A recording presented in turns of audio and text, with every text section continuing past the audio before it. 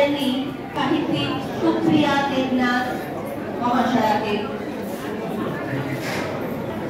আমরা এই সমস্ত আমরা দিয়ে আমাদের অতিথিরা সকলে কর্মচারী সহযোগী আর সাহিত্য ভবনের সূর্যের মতোই শাশ্বত। এই পত্রিকার জন্মলগ্ন থেকে আজ পর্যন্ত যাদের হাতে যত্নে লালিত পালিত করে বিশেষ জাতের একদিন সদস্যরা অভিনন্দন জানাবেন। আপনি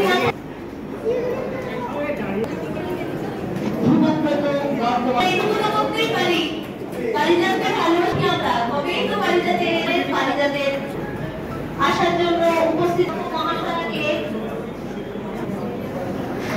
মঞ্চে এখন আছেন প্রিয়াঙ্কা দাস সব্যসাচী মহাশয়। সব্যসাচী মহাশয় তাকে বরণ করে নিচ্ছেন। পুরস্কার প্রথম অংশে